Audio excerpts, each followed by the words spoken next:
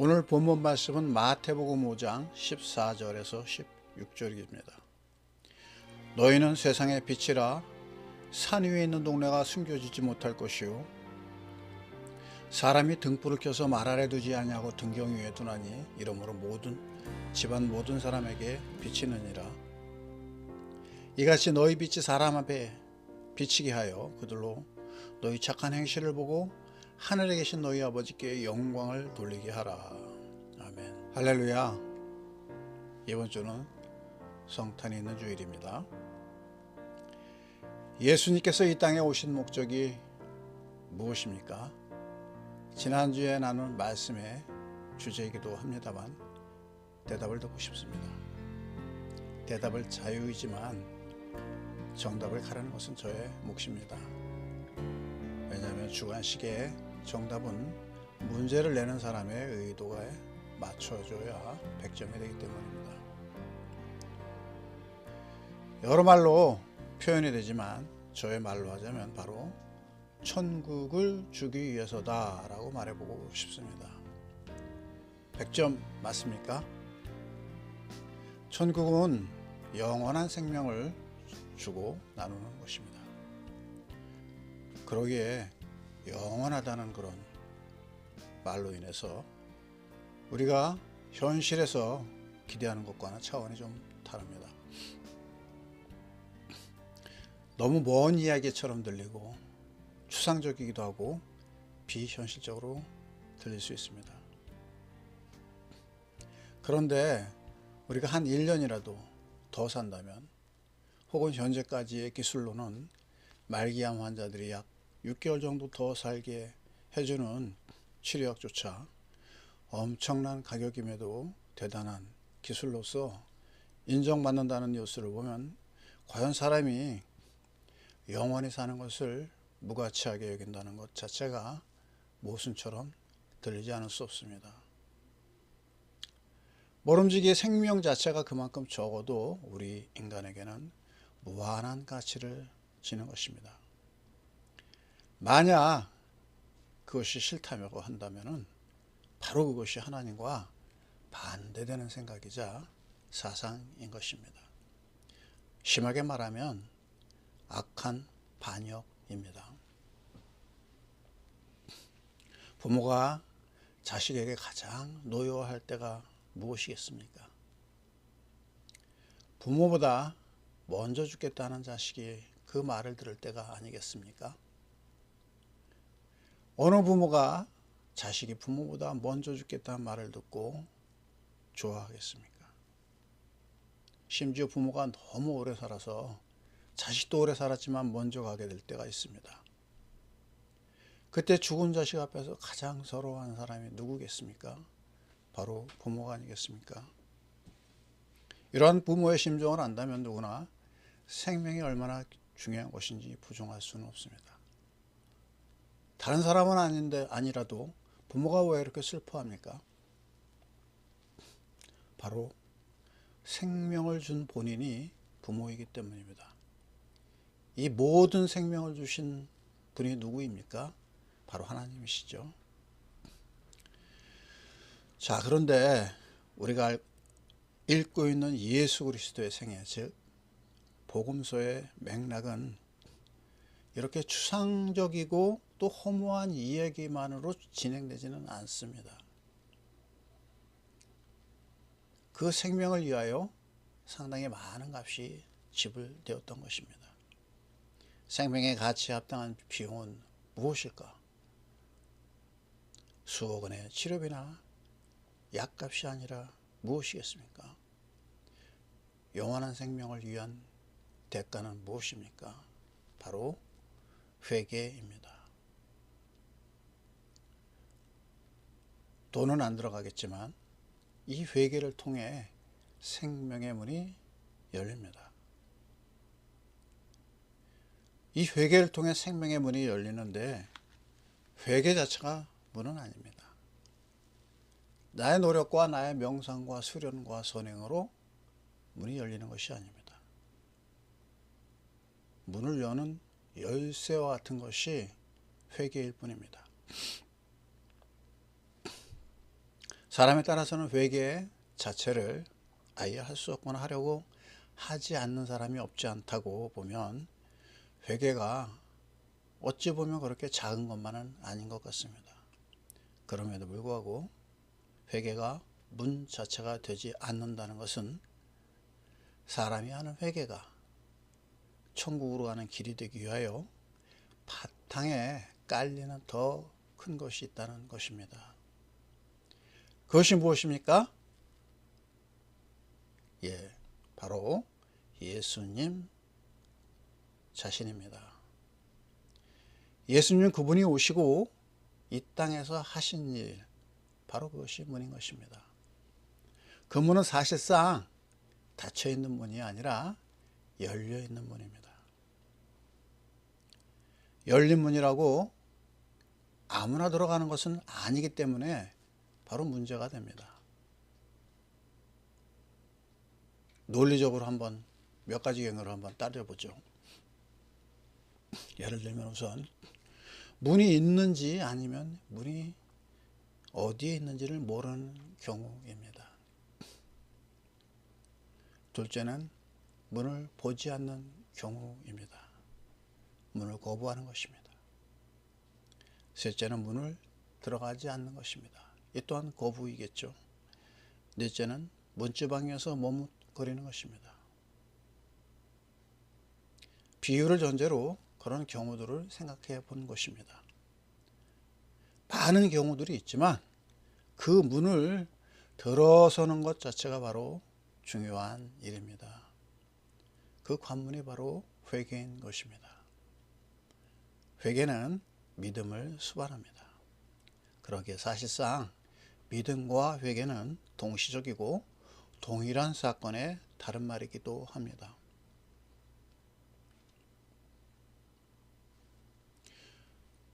말로 따지면 회개와 믿음 전혀 같지 않지만 이 예수를 믿는 신앙 안에서는 동일한 의미라는 것입니다. 차츰 이해할 수 있도록 하고요. 자, 이제 이 회개와 믿음으로 그리스도 안에 들어온 사람들은 또 무엇이라고 말할 수 있을까요? 성도, 신자, 믿음의 사람, 하나님 나라의 백성, 하나님의 자녀,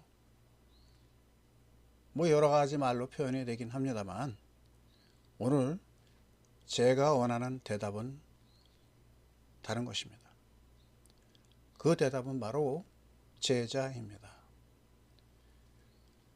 기독교 교양서 중에 책 제목이 팬인가 제자인가 하는 책이 있습니다.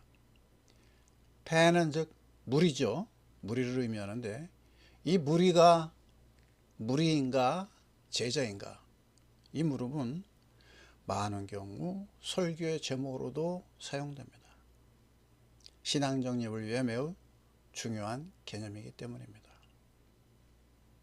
실제로 복음서에서는 제자들이 있고 또 무리로 표현되는 정말 많은 사람들이 있습니다.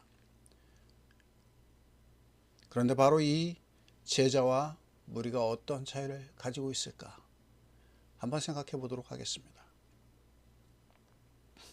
제자와 무리의 차이점 일부를 볼 수 있는 마태복음의 말씀을 찾아보겠습니다. 지난주에 말씀의 배경이 된 마태복음 4장 25절에는 이렇게 기록합니다.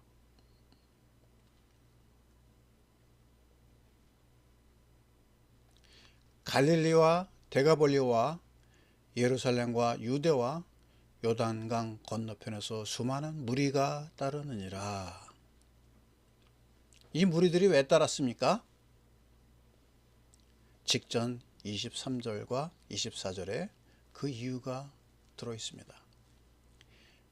예수께서 온 갈릴리에 두루다니사 그들의 회당에서 가르치시며 천국 복음을 전파하시며 백성 중에 모든 병과 모든 약한 것을 고치시니 그의 소문이 온 수리아에 퍼진지라. 사람들이 모든 앓는 자 곧 각종 병에 걸려서 고통당하는 자, 귀신 들린 자, 간질하는 자, 중풍병자들을 데려오니 그들을 고치시더라. 무리들은 병을 고침받은 사람들입니다. 예수님이 주시는 능력으로 병을 고치고자 하는 사람들이 있었습니다.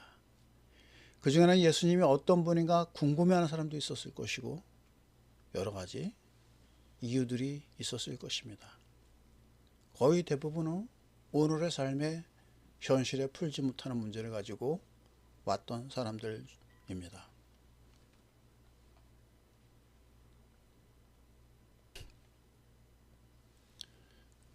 그런데 제자들은 어떤 사람들이었습니까? 제자들은 우선 예수님이 직접 부르신 사람들이었습니다. 그리고 제자들 자신들이 예수님으로부터 병을 고쳤다는 기록은 거의 없습니다. 제자들의 특징에는 부르심이 있습니다. 그리고 그들의 변화는 그 부르심에 응답한 사람들이라는 것입니다. 여러분, 예수님께서 부르시고 또 그 부르심에 응답하는 제자들이 되시기를 바랍니다. 아멘. 안 부르시면 불러달라고 때를 써야겠죠.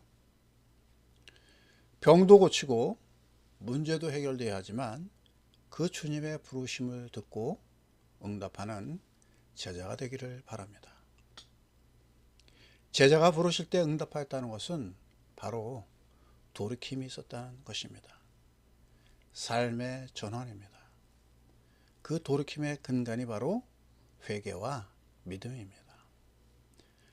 즉 제자는 다른 어떤 것보다 자신들의 마음이 변화된 사람들이고 자신들의 의지가 변화된 사람들입니다. 그리고 삶의 태도가 변화된 사람들인 것입니다. 예수 그리스도를 스승으로 삼고 따라간 사람들입니다. 오늘 세상적 문제 해결이 아니라 인생의 목적과 삶의 태도의 전환을 가진 사람들인 것입니다. 이 제자는 바로 이 땅에서 진정한 천국을 만들어내는 사람들인 것입니다. 그들은 천국의 수혜자이기도 하지만 사실은 이 땅의 천국을 건설하는 바로 그 현장의 건설자로 선택된 사람들입니다. 아시다시피 예수님께서 십자가에 못 박히시는 날 아침에 많은 무리들이 빌라도의 법정 앞에서 예수님을 십자가에 못 박으라고 소리쳤습니다.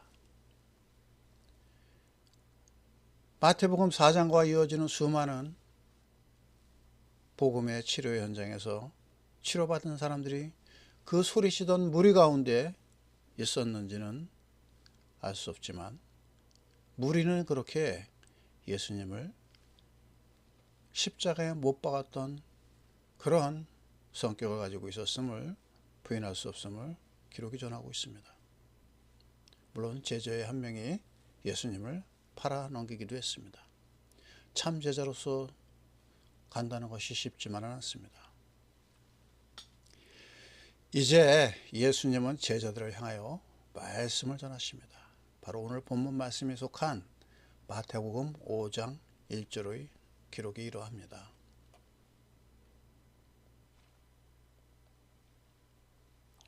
예수께서 무리를 보시고 산에 올라가 앉으시니 제자들이 나온지라. 예수님의 말씀을 전하실 때 무리가 있었지만 예수님은 제자들이 나왔다고 이렇게 마태가 기록하는 것은 그 말씀의 주된 대상이 바로 제자들이었음을 상기합니다. 여러분, 주님의 말씀을 듣는 제자가 되기를 축복합니다. 아멘.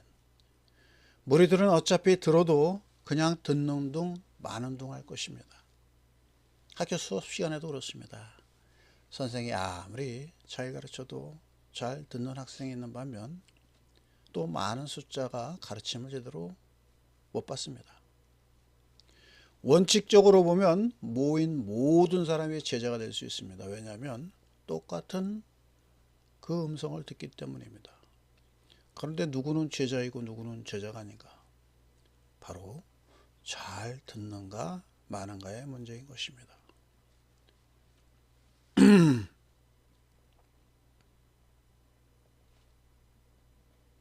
오늘 설교도 마찬가지죠. 들어도 듣는 둥 마는 둥, 그냥 시간 보내고 만다면 오늘은 제자에서 이탈입니다. 잘 듣는다면 오늘은 제자 버스에 탑승한 것입니다. 그렇지 않겠습니까? 우스갯말이긴 하지만 오늘 마태가 그 마태복음을 기록할 때 심정이 그렇지 않았을까요?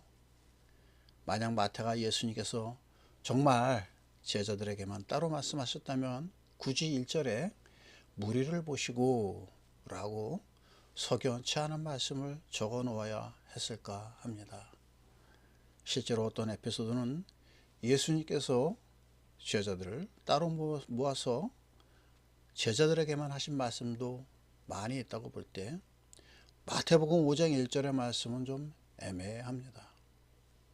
한마디로 해석하자면 잘 들은 사람이 제자이고 들어도 싱숭맹숭한 사람들은 무리라고 봐도 무방할 것입니다. 같은 맥락에서 오늘 설교 말씀도 잘 들어주시기를 바라는 것입니다. 잘 듣는 것부터가 바로 회개와 믿음의 과정입니다. 이것을 증명하는 구절이 있기에 나누도록 하겠습니다.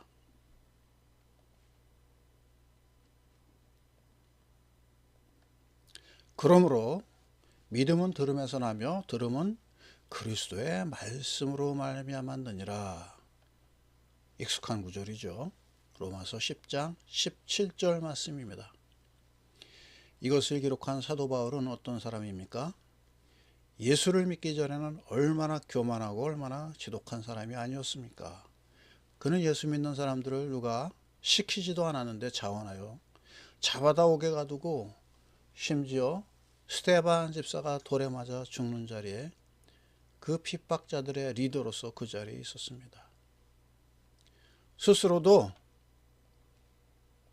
내가 이 돌을 박해하여 사람을 죽이기까지 하고 남녀를 결박하여 옥에 넘겼노니 하고 고백하였습니다. 이런 사도 바울이 참 장점 중에 하나가 바로 이 듣는 마음입니다.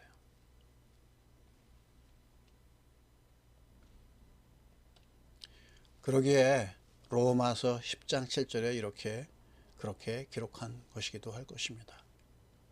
믿음은 들음에서 나는 것이 진리입니다. 그런 사도 바울이 복된 사람 되면 바로 이 듣는 것에서 출발한 것입니다. 여러분 말씀을 들으십시오. 이것이 바로 천국에 참여하는 길입니다. 하나님께서 천국을 예비하시지만 그 천국의 일꾼으로 참여하는 제자가 되시기를 결단하기를 바랍니다. 오늘 본문 말씀입니다.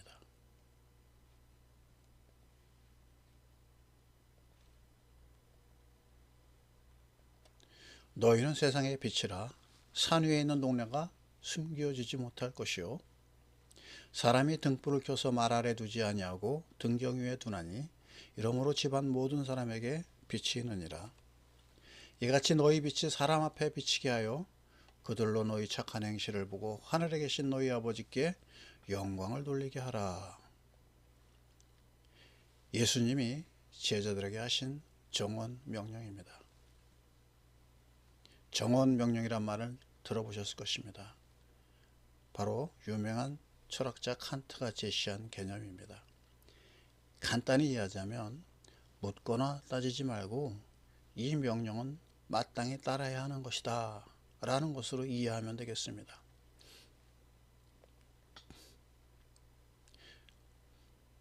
제자가 누구인가? 바로 빛입니다.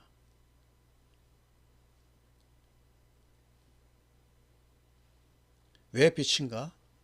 이 한마디가 주는 의미가 여러 측면에서 깊이 있게 생각해 보아야겠지만 간단히 말한다면 세상을 밝혀주는 역할을 한다고 보면 되겠습니다. 세상을 밝히는 존재가 바로 제자들입니다. 빛은 어둠을 물리칩니다.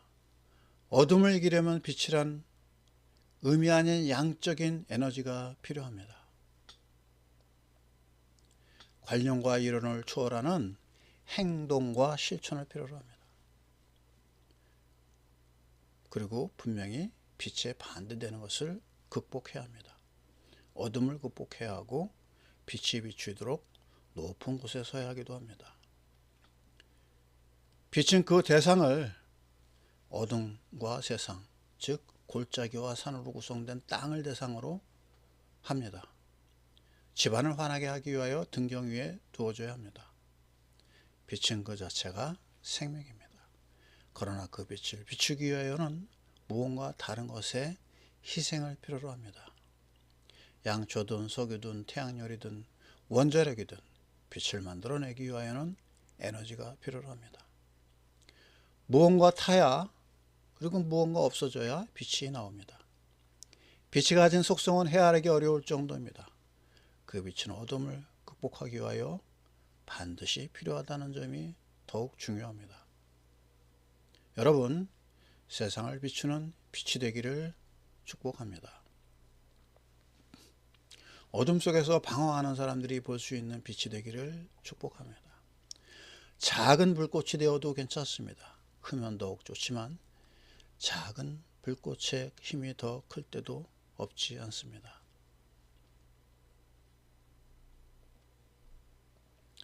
12월 21일은 바로 오늘인데 1년 중 가장 밤이 긴 동짓날입니다. 어두울수록 작은 불빛이 더욱 영롱하게 멀리 비춥니다. 그런 면에서 어둠이 아주 나쁜 것만은 아닙니다. 오늘 우리가 당하는 그 어둠이 피할 수 없는 것이지만 바로 우리 자신을 바로 보는 계기가 된다는 점에서도 중요합니다. 2해 전 저는 밤에 야간 조개잡이를 간 적이 있습니다. 요즘 방송에 탔던 그 시끄러운 동호회는 아니고 여름 휴양지로 섬에 갔다가 그곳 원주민인 호텔 주인의 안내를 받아 갯가로 나가게 되었습니다. 소라를 열심히 줍고 무트로 나가려는데 방향이 헷갈렸습니다. 저는 육지가 가까운 곳으로 움직였는데 무트에서 미리 나가 기다리던 분들이 제가 염려가 되었습니다. 그분들의 전화를 받고 제가 그분들이 저에게 가는 방향을 물어봤습니다. 저는 약속을 따라서 휴대폰 불을 켜서 흔들며 움직였습니다. 그런데 앞불사 제가 가는 방향은 무트에서는 가깝지만 사실은 그것은 그 앞에 수렁처럼 질퍽한 뻘이 있는 곳이라는 것입니다. 저는 무트에서 저의 휴대폰 불빛을 본 분들의 방향을 알려주어서 무트로 안전하게 나올 수가 있었습니다. 어둠 속에서의 작은 불빛의 소중함을 깨닫는 순간이었습니다. 지금 생각하면 아찔한 순간이었습니다. 주님의 은혜가 아닐 수 없습니다. 작은 불이 모이면은 여러분 큰 힘을 발휘합니다.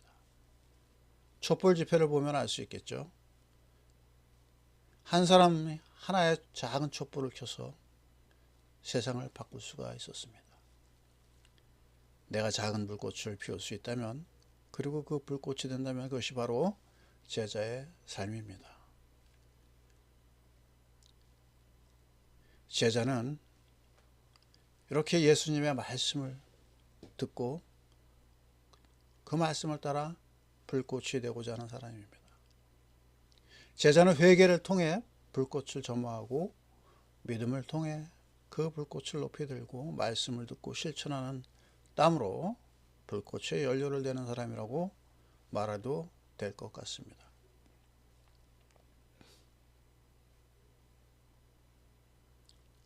너희가 내 제자다. 그리고 너희는 세상의 빛이다. 빛이 있는 곳이 바로 천국인 것입니다. 그러므로 제자는 존재 자체가 천국임을 기억합시다. 제자가 있는 자리가 바로 천국이 됩니다. 자부심을 가지시기 바랍니다. 우리가 보고 따르는 빛으로서 제자가 서 있는 것입니다. 그 제자의 길을 가고자 결단하시기를 바랍니다. 마지막 순간까지 제자는 결단을 멈춰서는 안 됩니다. 그런데 천국의 빛은 영원하지만 우리가 사는 세상은 아직 그 빛이 이따금 많이 꺼질 수도 있는 곳입니다. 왜냐하면 어둠이 지배하는 곳이기 때문입니다. 빛을 필요로 하지만 그 빛이 꺼질 수 있다는 위험이 늘 상존하는 곳이 우리가 사는 세상입니다. 우리가 사는 이 곳은 예수 그리스도의 사역을 통하여서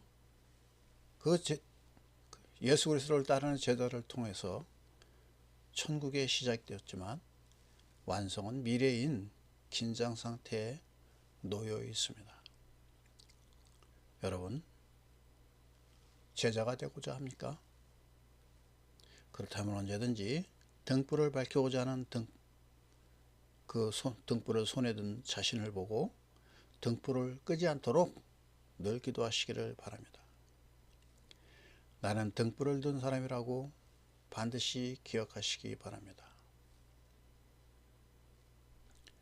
오늘은 말씀을 여기서 마치도록 하겠습니다. 마태복음 5장의 주된 내용을 소개하기도 전에 시간이 갔습니다. 이제 천국을 일구어 나가는 제자 공동체 안으로 우리가 들어가야 합니다. 그 공동체 일원으로서 각자 자신을 정의하고 정체성을 확립하기를 축복합니다. 마지막으로 빛이신 예수 그리스도의 한 말씀 중 몇 개를 나누어 보겠습니다. 먼저 지난주 나눈 마태복음 4장 15절 16절의 말씀입니다. 스불론 땅과 납달리 땅과 요단강 저편 해변길과 이방의 갈릴리여, 흑암에 앉은 백성이 큰 빛을 보았고 사망의 땅과 그늘에 앉은 자들에게 빛이 비쳤도다 하였느니라. 사도 요한은 요한복음 서두에 이렇게 선언합니다. 태초에 말씀이 계시니라. 이 말씀이 하나님과 함께 계셨으니 이 말씀은 곧 하나님이시니라. 그가 태초에 하나님과 함께 계셨고 만물이 그로 말미암아 지은 바 되었으니 지은 것이 하나도 그가 없이는 된 것이 없느니라. 그 안에 생명이 있었으니 이 생명은 사람들의 빛이라. 빛이 어둠에 비치되 어둠이 깨닫지 못하더라. 빛이 왔다고 모두가 기뻐하고 모두가 보는 것은 아닙니다.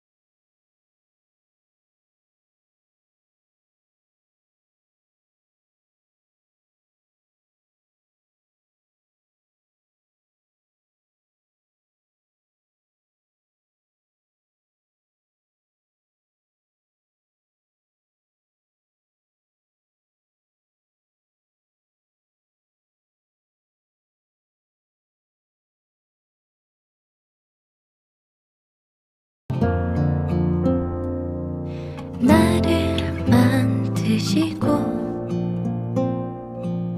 나를 부르시며 날